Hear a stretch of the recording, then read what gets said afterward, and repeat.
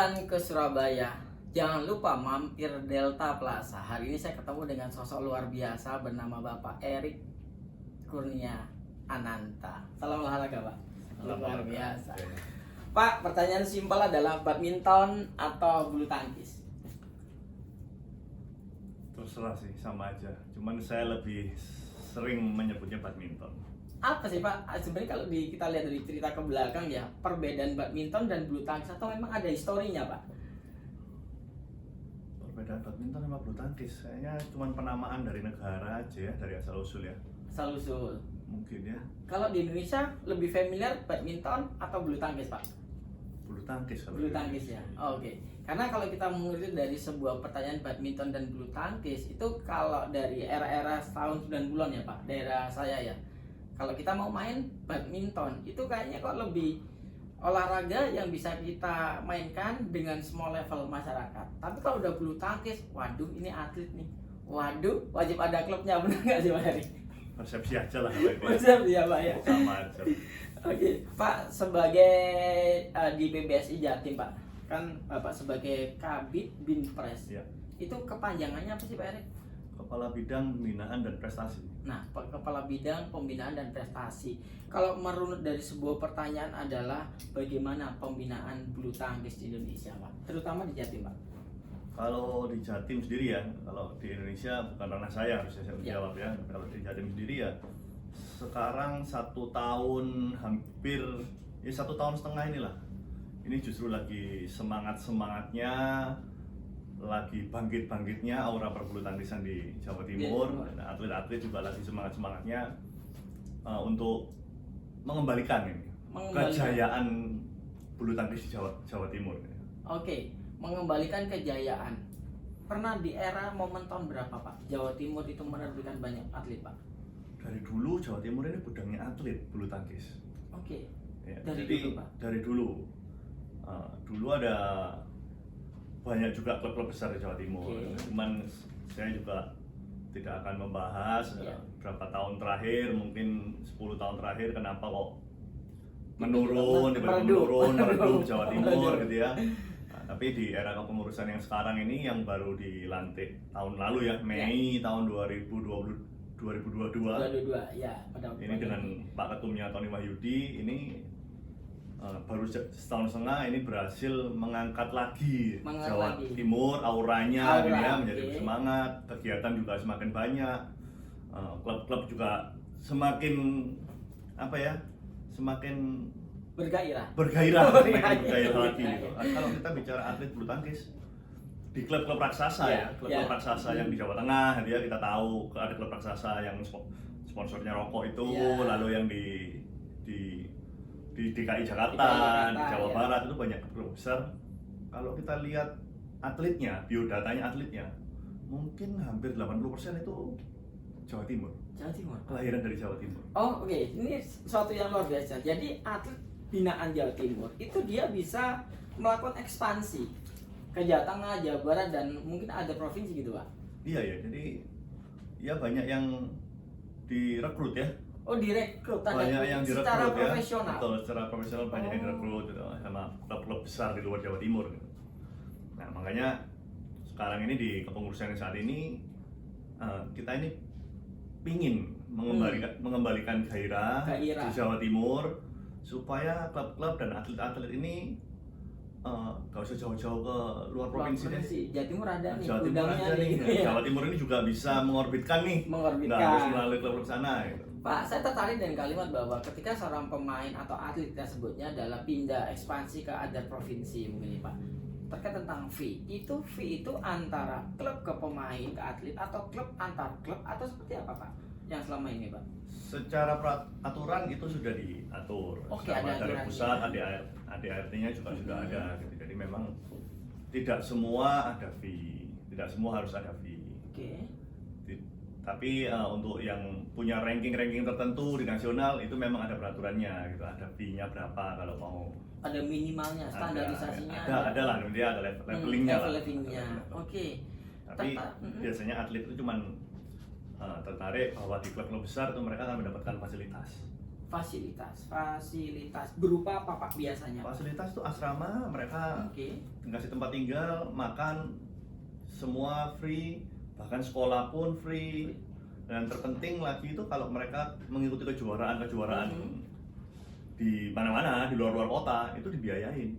Oh, tidak keluar dari dompet Tidak pribadi. keluar dari dompet pribadi. Nah, itu Oh, kan itu fasilitas itu. Fasilitas. Oke, kalau kita bercerita tentang fasilitas, tentang atlet Jawa Timur yang ekspansi di Jawa Timur sendiri, Pak. Kira-kira bibit pembinaan seperti apa yang dilakukan oleh teman-teman PBSI, Pak?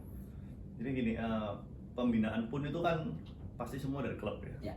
Semua punya klub masing-masing. Oke. Nah, namanya klub itu juga ada skalanya, ada yang kecil, klub besar, ada klub yang mempunyai sponsor. Ya.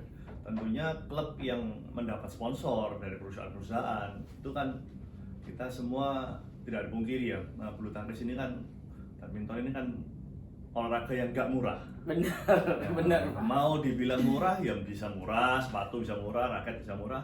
Tapi kalau udah ke serius, ke profesional, itu menjadi nggak murah juga Nggak gitu murah.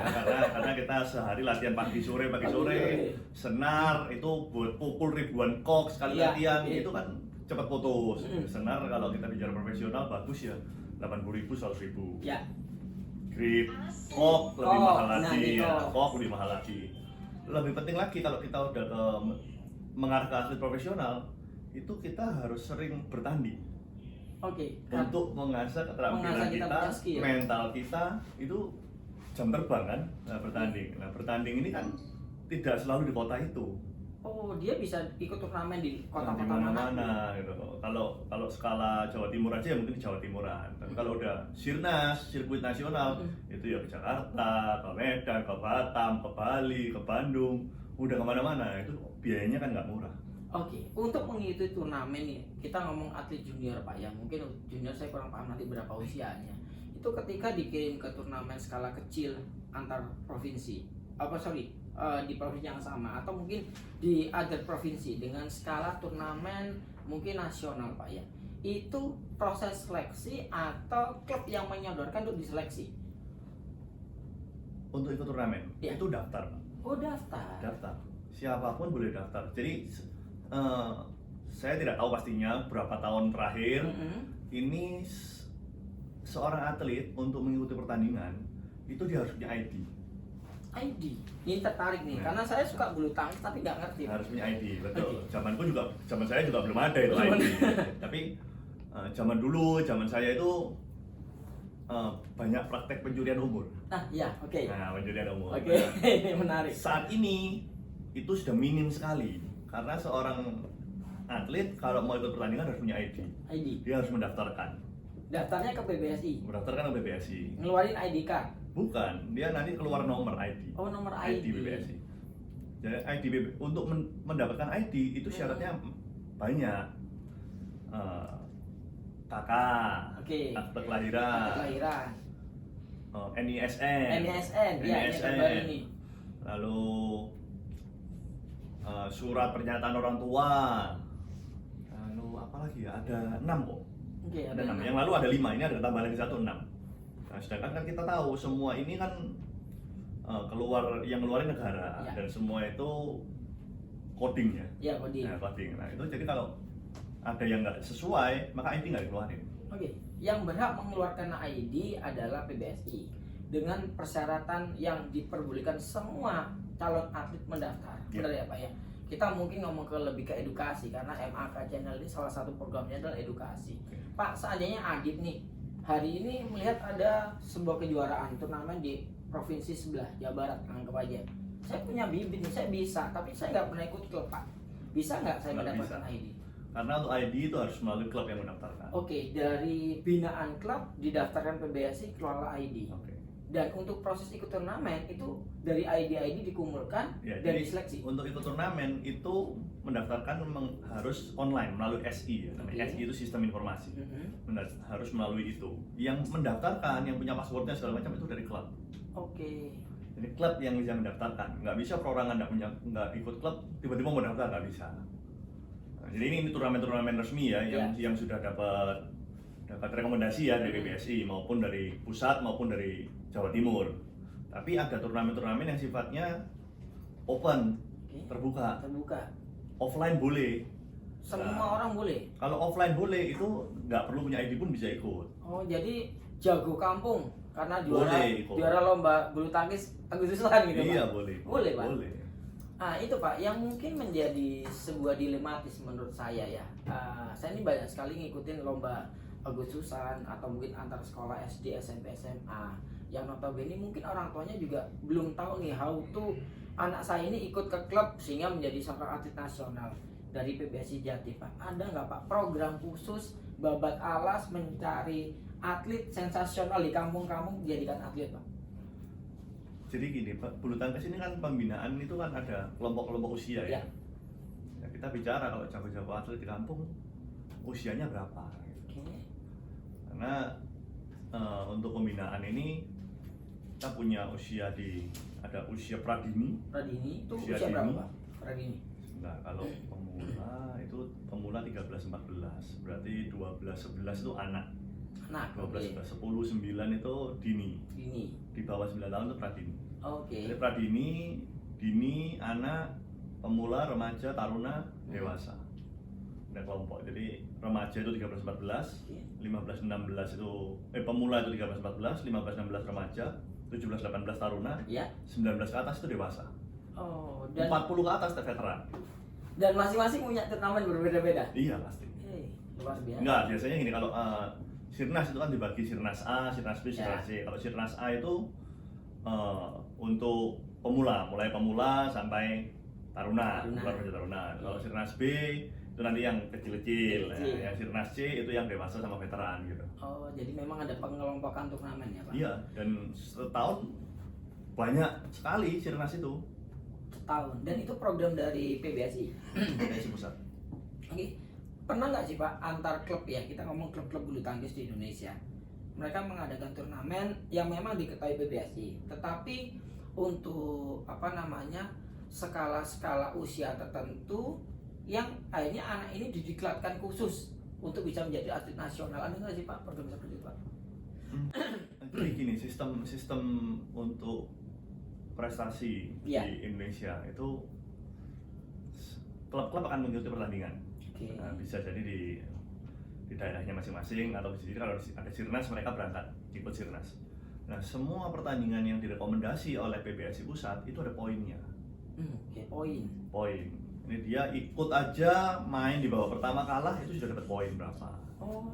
Dia main di babak kedua kalah dan dia menang sekali dapat poin berapa. Itu lebih tinggi, sampai dia masuk 16 besar dapat poin berapa. 18 besar lebih tinggi lagi. Semifinal, final, juara itu poinnya lebih tinggi. Nah, itu makanya kita bilang disebut sirkuit nasional. Karena selama 1 tahun itu yang mengikuti dan dia punya prestasi, poinnya kan akan semakin banyak nih. Itu yang menentukan grade orang ini, atlet ini untuk bisa direkom untuk atlet nasional. Betul. Jadi itu nanti yang masuk ke ranking nasional. Nah, ketika ranking nasional itu ada nanti seleknas. Di akhir tahun Desember itu pasti ada seleknas. Seleknas itu diambil hanya ranking tertentu aja, 1 sampai 16 saja. Diseleksikan. Nah, itu akan bertanding di seleknas. Juara satunya masuk pelatnas. Cuman juara satunya aja. Seleknas, pelatnas. Nah, yang pelatnas inilah yang di Cipayung. Calon-calon pengharum nama bangsa di luar negeri. Pak, ini unik nih. Unik pertanyaannya adalah, dari atlet bulu tangkis bisa menjadi seorang yang kaya nggak Pak secara ekonomi? Kita ngomong ekonomi atlet nih Pak. Kita ini bicara dari segi mana nih? Atletnya, pemainnya. Kalau saat ini di Indonesia gini, kaya itu kan standar relatif ya. Kita bicara kayanya ini seberapa ya? Seberapa. Tapi untuk saat ini atlet bulu tangkis jauh lebih makmur daripada zaman saya maupun zaman dulu yang lebih dulu itu. Atlet sekarang ini jauh lebih makmur. Bedanya Pak, makmur yang sekarang, Deep lebih makmur sekarang nih teman-teman. Yang dulu seperti apa Pak? sedikit cerita lah Pak, mungkin dari sponsor. Terutama dari situ pastinya. Terutama dari sponsor. Semakin banyak sponsor, semakin tingkat ekonomi seorang atlet meningkat. Ini setahu saya ya, semoga nggak salah ya. Setahu saya kalau dulu itu namanya sponsorship itu semua melalui PBSI pusat. Ya, ada controllingnya. Iya. Tapi sejak tahun berapa itu ya, udah mulai era globalisasi itu sudah lebih ke profesional. Jadi sponsorship itu bisa ke atletnya masing-masing. Oke, paham. Contoh waktu itu saya punya teman ya di Jawa Timur aja, dia Jawa Timur udah nomor 1 di nasional juga sering juara meskipun tidak dipanggil Platnas. Iya. Tapi ada satu brand tertentu yang suka, maka dia bisa kontrak dengan orang itu. Oh, direct langsung ke Direct atlet. langsung ke orang ke atlet orang. itu. Jadi dia bisa dapat dana. Waktu itu saya disebutin waktu masih tahun 2005-an gitu lah ya, 2005-2006 itu si atlet bisa dapat setahun 300 juta. Iya, lumayan ya Pak. Ya, Dari satu brand. Dari satu brand. Nah, memang brand nggak mungkin banyak, pasti satu brand untuk aparel ya. Aparel ya. Contoh lah, kita bicara aparel apa yang kalau RS lah. Iya, oke. RS ya. RS bisa kontrak orang itu misalnya segitu. Plus aparel semua dikasih. Baju, celana, sepatu, tas raket semua dikasih semua. Oke. Itu nilai lebihnya ya Pak dari seorang atlet yang punya nama nasional supaya bisa dikontrak sama salah satu brand. Jadi Nah, bagi atlet yang bagi atlet. baru usia 18-19 dapat uang segitu 25 juta per bulan Luar saat biasa, itu Pak. luar biasa. Luar biasa. Ini Pak, berkaca tentang tadi, seorang atlet itu ternyata bisa mendapatkan sponsor dari salah satu brand atau beberapa brand ya Pak. Nah, terkait dengan hal tersebut, kenapa atlet Indonesia itu bisa eksodus ke negara lain Pak? Padahal kan contoh nih si M pernah mengikuti nih kejuaraan atas nama bangsa Indonesia. Tiba-tiba 2 tahun kemudian dia pindah nih ngikutin negara lain, bahkan membela negara lain dan bertemu dengan Indonesia. Apakah itu diperbolehkan? Secara konsep seperti apa sih Pak? Faktor banyak ya.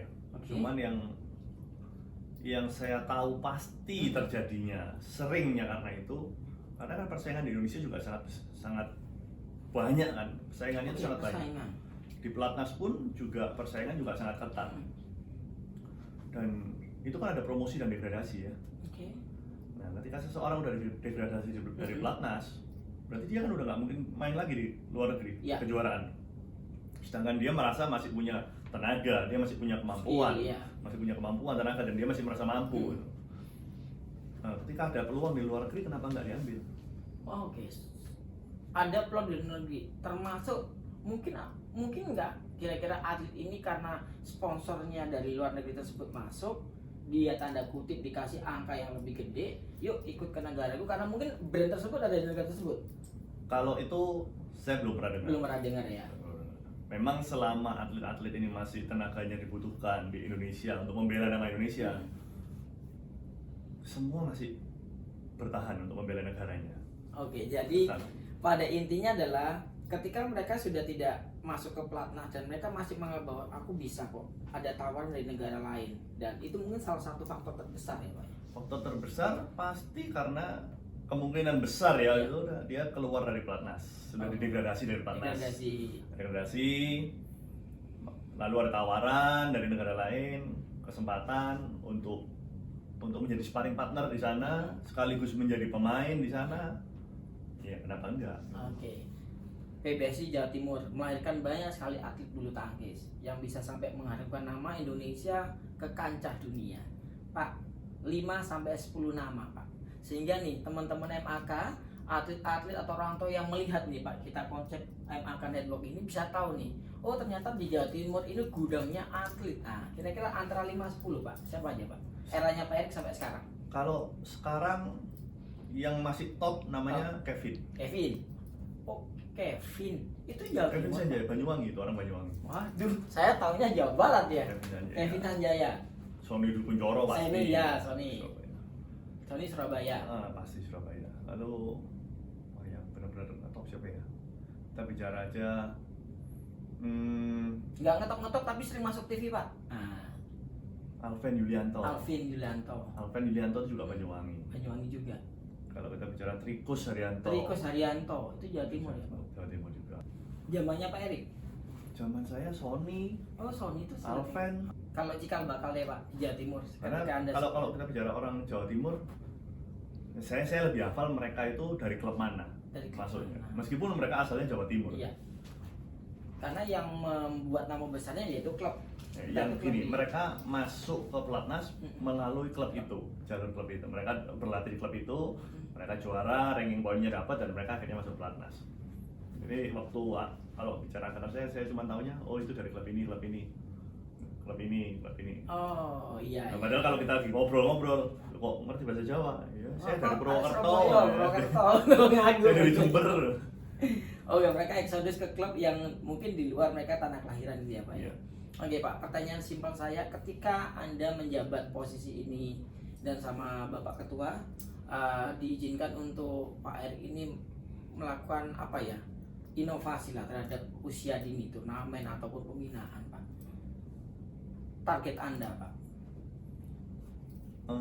khususnya PBSI Jatim ya Pak. Ya, targetnya pasti mengembalikan kejayaan Jawa Timur, yaitu kita targetnya mengirim anak Jawa Timur melalui klub-klub di Jawa Timur sebanyak mungkin ke pelatnas. Teman-teman, mengirim anak-anak Jawa Timur di klub-klub Jawa Timur, mengharumkan Jawa Timur, dan Jawa Timur lewat bulu tangkis bersinar lagi, benar ya Pak ya? Iya. Triggernya di situ Pak ya. Oke, sekarang mungkin sedikit pertanyaan yang bagaimana sih sistem seleksi Pak untuk dari usia junior tadi ya Pak, junior sebelum masuknya klub anak biasa, klub junior sampai ke pasca yang mau akan jadi atlet, itu sudah terstruktur, terprogram, atau ya pokoknya ada turnamen PBSI tahu ya udah gitu Pak? Jadi memang anak-anak itu dari ketertarikan anak ya, mereka mau ikut ke klub, belajar dulu lah, belajar caranya mukul yang benar gimana, ya belajar langkah kaki yang betul gimana. Ketika anak itu sudah mulai berminat dan mau ke profesional, mereka mulai ikut bertanding. Mereka mulai dapat ID dulu, mereka mulai ikut pertandingan. Nah dari pertandingan itu kan mulai kelihatan nih, pradini, dini, usia dini, nanti mulai anak dan segala macam. Nah kami di PBSI Jawa Timur ini di eranya Pak Tony Wahyudi, kita mendirikan satu Pelatprof. Pelatprof, kepanjangannya Pak? Pusat Pelatihan Provinsi. Di mana itu Pak? Pelatihan provinsi di apa alamatnya? Gor Sudirman itu loh. Oke, Gor Sudirman. Gor Sudirman tahu ya? Iya. Sampingnya kalau Sipol 3. Ya. Jadi itu di belakang kan memang ada asrama yang lama dulu lah, ada 10 kamar, itu sudah direnovasi. Lalu sama Pak Tony dibangun lagi 10 kamar di depannya, ruang fitness semua disiapin. Dan mereka benar-benar, jadi kita rekrut dari atlet-atlet terbaik Jawa Timur. Oke. Dari klub-klub yang memang sudah berprestasi, kita tarik. Lalu kita tahun lalu mengadakan audisi, jadi mereka mengikuti audisi. Nah kita waktu itu 2 hari ya, hari pertama audisi teknik, mereka main gitu ya, gantian main. Ada beberapa tim pemandu bakatnya dipilih, lalu dimasukkan ke hari kedua tes fisik gitu ya, tes fisik dilihat gimana, lalu dipilihlah beberapa orang dan masuklah ke asrama tersebut. Masuklah ke asrama, ya, mereka tinggal di situ, mereka makan juga di situ, latihan juga pagi sore mereka latihan.